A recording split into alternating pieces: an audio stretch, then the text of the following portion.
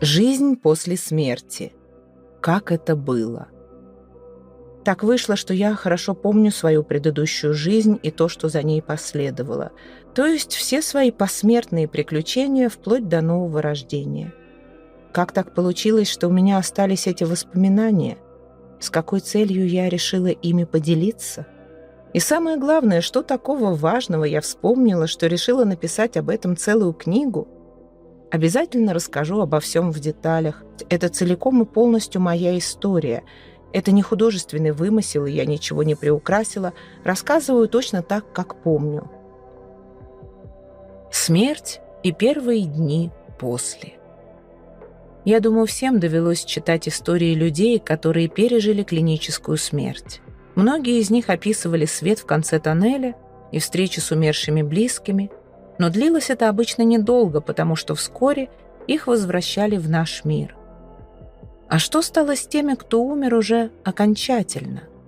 Хотели бы услышать историю такого человека? Давайте я ее вам расскажу. Сейчас я женщина, а в прошлой жизни была мужчиной, поэтому буду писать о себе в мужском роде, чтобы лучше передать свое тогдашнее состояние и мировоззрение.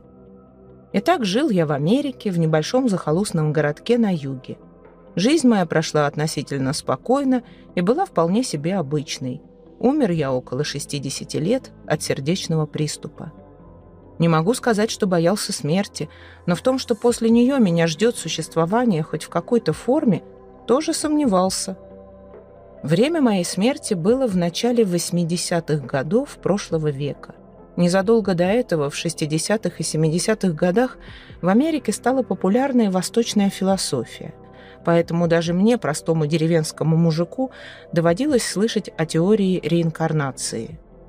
Правда, распространяли ее граждане, которые мне не внушали доверия, а именно хиппи, рокеры и прочая сомнительная молодежь. Поэтому я считал перерождение скорее выдумкой, чем правдой. После смерти я рассчитывал либо на совсем пропасть из мира, что, кстати говоря, меня не сильно пугало, либо попасть в какой-то аналог того света, описанный в религии.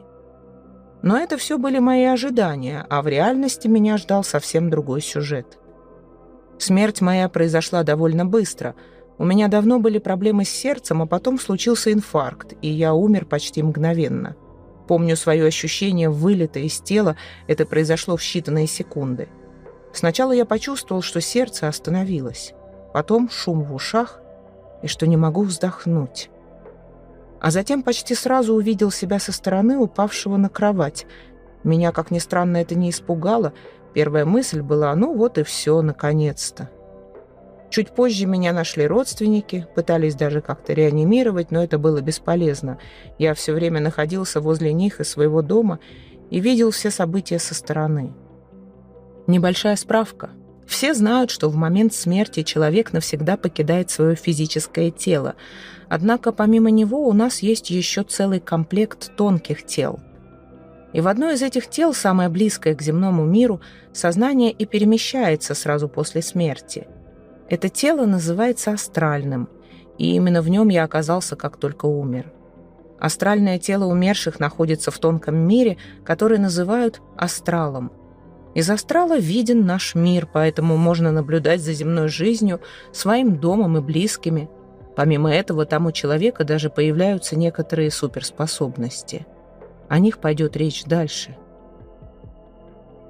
Итак, новое состояние меня порадовало. Ощущалась какая-то свобода и легкость. Уже в первые часы я просек, что могу перемещаться в любое место по своему желанию.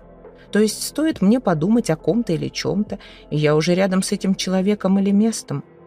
Это меня так заняло, что в первое время я слонялся туда-сюда и навещал всех, кого мог вспомнить. Еще мое состояние очень облегчало уверенность в том, что сильно по мне никто не горюет и не убивается. Родителей не было в живых.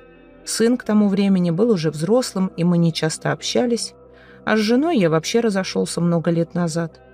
К тому же все знакомые и друзья знали о моих проблемах с сердцем, поэтому никого не удивил подобный вариант. В своей новой форме я стал безошибочно понимать чувства всех людей, за которыми наблюдал. Выглядело это так. Я как бы подключался к ним и видел их ощущения со стороны. Мне интересно было узнавать, кто и как реагирует на известие о моей смерти. Кому-то было действительно жаль, а некоторые понимали, что должны испытывать грусть, но им сложно было выдавить ее из себя. Я посмеивался и думал, интересно, а что, если бы они узнали, я на самом деле рядом и наблюдаю за ними? Еще забавно было видеть в новом состоянии животных и птиц, смотреть на их чувства и ощущения. Я никогда раньше не задумывался о том, что чувствуют, к примеру, коровы или лошади.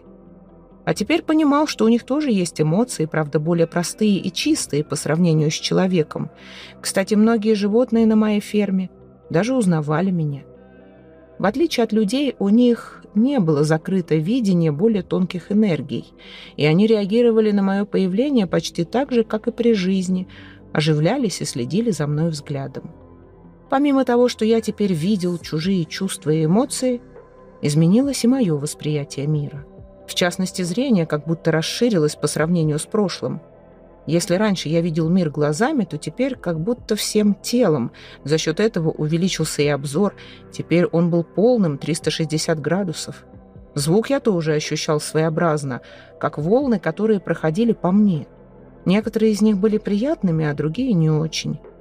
И в этих волнах было множество оттенков и нюансов, гораздо больше, чем слышалось при жизни.